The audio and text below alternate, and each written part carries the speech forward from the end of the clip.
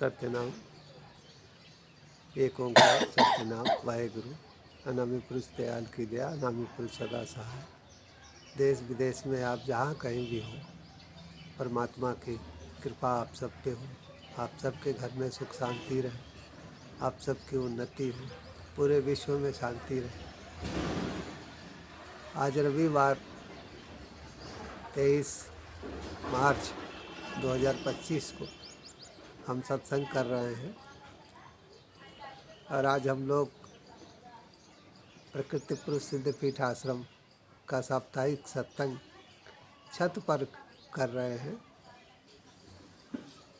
और आप सब तक गुरु महाराज कबीर साहब का वाणी पहुँचे, संदेश पहुँचे, यही कामना है। तो भजन है आज का गुरु महाराज कबीर साहब का, जहाँ देखूँ वहाँ तू का तू। यानी मैं जहाँ भी देखता हूँ सब जगह परमात्मा दिखाई देते हैं। तो कहते हैं कि साहब तेरी साहिबी सब घट रही समाए, ज्यों मेहंदी के पात में लाली लखी न जाए। कहते हैं परमात्मा, आपका जो अंश है, आत्म तत्व है, वो सबके अंदर विद्यमान है, लेकिन वो दिखता नहीं है। जैसे मेहंदी के पत्ते में लाली छिपी रहती है, लेकिन वो लाली नज़र नहीं आती है। जब पत्ते को पीस के हाथ पे लगाया जाता है तब हाथ में लाली आती है। तो कह रहे हैं कि लाल लाल तो सब कहें और सबके पल्ले लाल, गांठ खोल देखा नहीं या से भय कंगाल। कहते हैं कि सब कहते हैं कि परमात्मा का अंश है, लेकिन आत्मा की कोई खोज नहीं करता है। ये विचार नहीं करता है कि शरीर में आत्मा कहाँ है। कहते हैं शरीर के अंदर गांठ बनी हुई है, प्रकृति और पुरुष की गांठ, आत्मा और माया की गांठ। उस गांठ को खोलने का कोई यत्न नहीं करता है और इसीलिए सब लोग परेशान कंगाल संसार में यहाँ वहाँ विचरण कर रहे हैं। यानी प्रकृति पुरुष के रहस्य को जान जाए आदमी, आत्मा और माया के भेद को, तो उसे शांति मिल जाए, सुकून मिल जाए। तो कहते हैं कि जो आत्म तत्व है उसकी खोज का तरीका क्या है। तो कहते हैं लाली मेरे लाल की जित देखूं उतलाल, लाली देखन मैं गई मैं भी हो गई लाल। तो कहते हैं कि परमात्मा का अंश सब में विद्यमान है और परमात्मा की जो लाली है, आत्म तत्व है, वो इस तरह का है कि जो भी उसकी खोज में निकलता है तो वो आत्मा ही हो जाता है। यानी कि आत्मा की जो भी खोज करता है तो उसे ज्ञात हो जाता है कि मेरा वास्तविक स्वरूप वो आत्मा स्वरूप है, मेरा वास्तविक स्वरूप जो है वो परमात्मा के स्वरूप है। आगे कहते हैं, अब भजन है जहाँ देखूँ वहाँ तू का तू। यानी कि जहाँ भी मैं देखता हूँ हे परमात्मा, वहाँ तू ही नज़र आता है। हर जीव में, जल में, थल में, नभ में।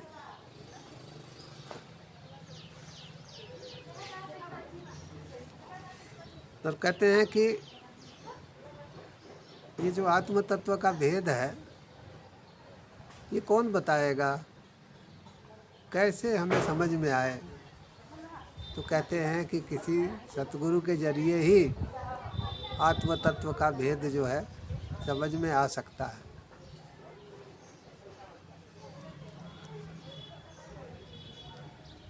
कहते हैं डाली फूल जगत के माही, डाली फूल जगत के माही, जहाँ देखूं वहाँ तू का तू, जहाँ देखो तहाँ तू का तू। इनका भेद बतावे अवधू, इनका भेद बतावे अवधू। अच्छी करनी कर ले तू।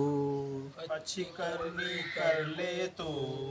कह रहे हैं कि परमात्मा मूल है, ये पूरी सृष्टि का मूल है और जो कुछ हम लोग देखते हैं वो डाली और फूल देखते हैं। संसार में जो संसार है वो डाली और फूल की तरह से है, और जो परमात्मा है वो तो हमें नज़र नहीं आता है,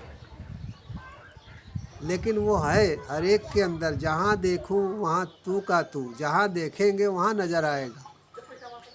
लेकिन इसके लिए गुरु के सानिध्य की ज़रूरत है, आत्म तत्व की ज़रूरत है, उसको जानने की। तो कहते हैं कि इनका भेद बतावे अवधू। इनका भेद जो है वो सतगुरु बताते हैं। सतगुरु को अवधू भी कहा जाता है। यानी नहीं, वध यानी जन्म मरण। जिनका जन्म मरण नहीं तो अवधू भी कहा जाता है। तो कहते हैं कि ये सतगुरु भेद बताते हैं।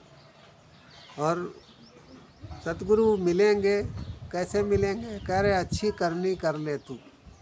कहते हैं मन में छल कपट नहीं है, संदेह नहीं है, तो किसी न किसी सतगुरु से भेंट हो जाएगी। हम चोरी बेईमानी नहीं करते हैं, ईमानदारी से जीवन जीते हैं, तो भगवान किसी न किसी सतगुरु से हमारी भेंट करा देंगे। अब परमात्मा संसार में कैसे सबके अंदर है उसके बारे में आगे कहते हैं।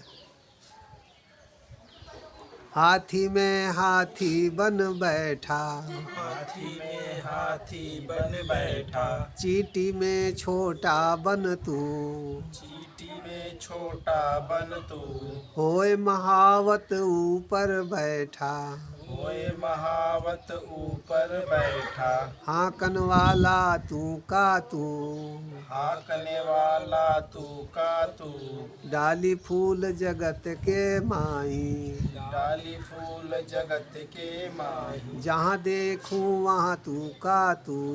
जहाँ देखो वहाँ तू का तू। तो कह रहे हैं कि परमात्मा हाथी के अंदर भी विद्यमान है। हाथी के अंदर भी वही आत्मा है जो आपके अंदर है। और कह रहे हैं चींटी में भी वही आत्मा है जो आपके अंदर है। और कह रहे हैं कि हाथी के ऊपर जो महावत बैठा है उसके अंदर भी वही आत्मा है जो आपके भीतर है। तो कहते हैं कि हाथी के अंदर भी बैठा है और हाथी को हाँकने वाला भी वही है। चींटी के अंदर भी बैठा है, चींटी को चलाने वाला भी वही है। तो कहते हैं कि हे परमात्मा, ये संसार आपकी डाली फूल के सदृश है। आप सारी सृष्टि की जड़ हो। और कहते हैं कि कोई अच्छी करनी करने से, गुरु के सानिध्य में रहने से परमात्मा हर जगह दिखाई देने लगते हैं, हर जगह उनका दर्शन होने लगता है। आगे देखिए क्या कहते हैं। चोरों के संग चोरी करता, चोरों के संग चोरी करता, बदमाशों में भी तू, बदमाशों में भी तू, चोरी करके तू भग जावे, चोरी करके तू भग जावे, पकड़न वाला भी तू, पकड़न वाला भी तू, डाली फूल जगत के माही, डाली फूल जगत के माही, जहाँ देखूं वहाँ तू का तू। जहाँ देखो वहाँ तू का तू। कहते हैं कि जो चोर चोरी करते हैं उसके अंदर भी वही परमात्मा है, और बदमाशों में भी, डाकुओं में भी वही परमात्मा है। और कहते हैं कि चोरी करके जो भाग रहा है वो भी परमात्मा है। और सबसे मज़ेदार बात कहते हैं गुरु महाराज की, चोर को पकड़ने वाले के अंदर भी वही परमात्मा है। यहाँ पे एक प्रश्न आपके मन में पैदा होगा कि चोर के अंदर भी परमात्मा है, पुलिस के अंदर भी परमात्मा है, बदमाश डाकू के अंदर भी परमात्मा है,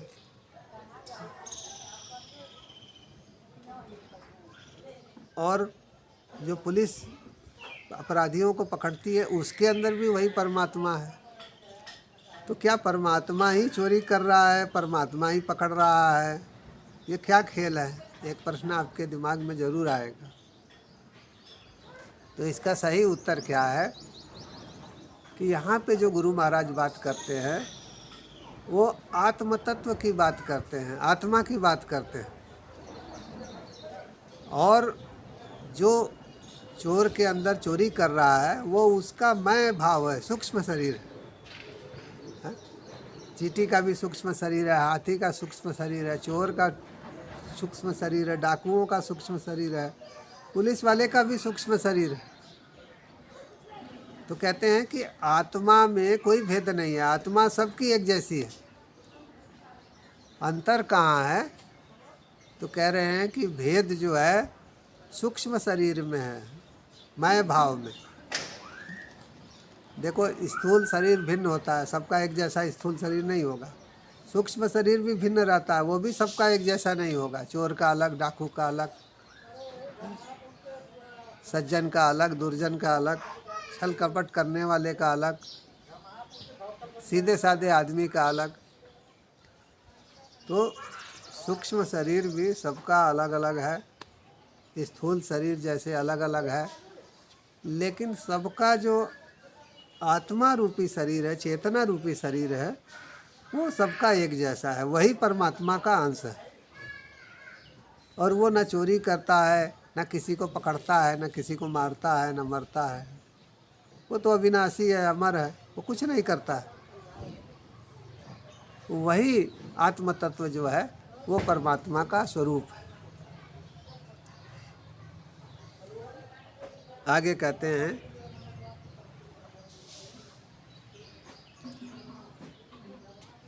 दाता के दाता बन जाए, दाता के दाता बन जाए, भिखारी में भी तू, भिखारी में भी तू, मंग तो होकर मांगन लागे, मन तो होकर मांगन लागे, देने वाला भी है तू, देने वाला भी है तू, इनका भेद बता मेरे अवधू, इनका भेद बता मेरे अवधू, अच्छी करनी कर ले तू, अच्छी करनी कर ले तू, डाली फूल जगत के माही, डाली फूल जगत के माही, जहाँ देखूं वहाँ तू का तू।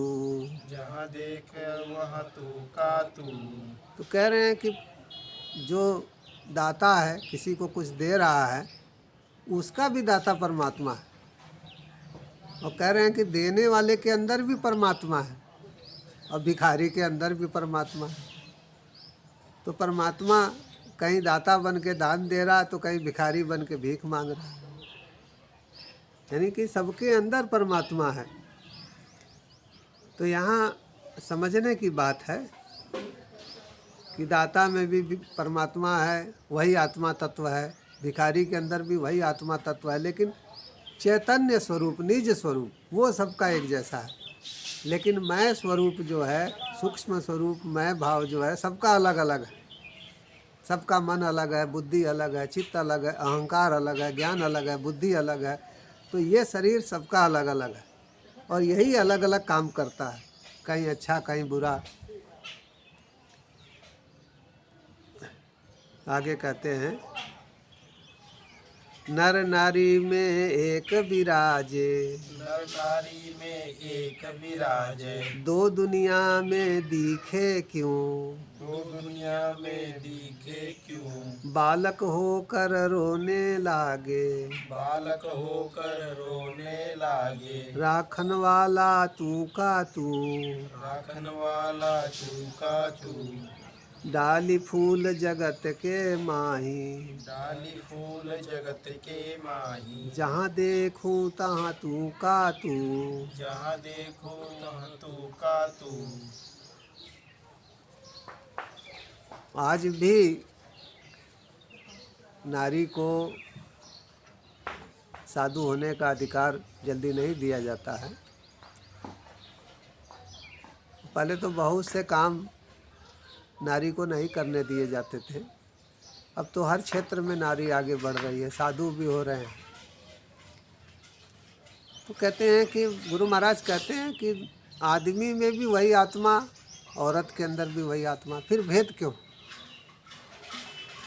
तो भेद कहते हैं अज्ञानता का है। जो आत्मा है, जो चेतना है, वो जैसा नर के अंदर है वैसे ही मादा के अंदर है, जैसा आदमी के अंदर है वैसा ही स्त्री के अंदर है। तो कहते हैं दुनिया अज्ञानता में जी रही, इसीलिए भेद करती है। इसी तरह कहते हैं कि नर और नारी दोनों में आत्मिक रूप से कोई भेद नहीं, शरीर से भेद है। जो सूक्ष्म शरीर है उससे भेद है, स्थूल शरीर से भेद है, लेकिन आत्मिक स्वरूप जो है दोनों का एक जैसा है। स्त्री और पुरुष दोनों का ही एक जैसा है।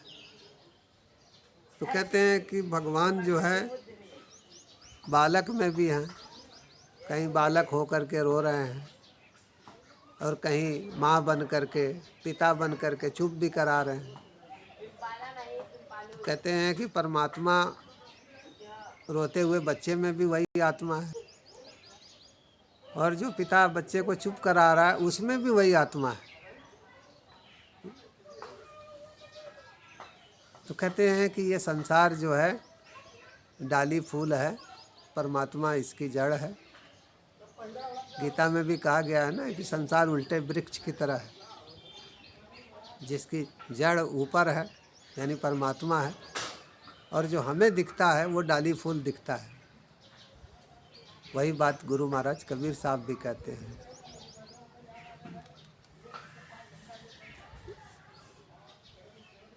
आखिर में कहते हैं जल थल जीव में तू ही विराजे, जल थल जीव में तू ही विराजे। जहाँ देखूं वहाँ तू का तू, जहाँ देखो वहाँ तू का तू। कहीं कबीर सुनो भाई साधो, कहे कबीर सुनो भाई साधु। गुरु मिला है ज्यों का त्यों, गुरु मिला है जीव का तू। इनका भेद बता मेरे अवधू, इनका भेद बता मेरे अवधू। अच्छी करनी कर ले तू, अच्छी करनी कर ले तू।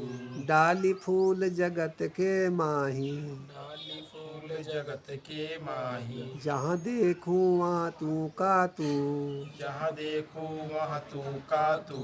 इनका भेद बता मेरे अवधू, इनका भेद बता मेरे अवधू। साबुत करनी कर ले तू, साबुत करनी कर ले तू। डाली फूल जगत के माही, डाली फूल जगत के माही। जहाँ देखूं वहाँ तू का तू।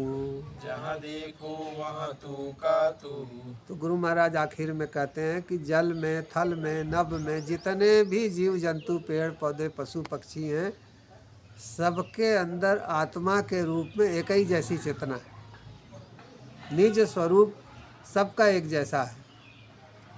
तो कहते हैं कि जो अपना निज स्वरूप देख लेता है वही चैतन्य आत्मा सबके अंदर देखता है, पेड़ पौधे पशु पक्षी सब में देखता है।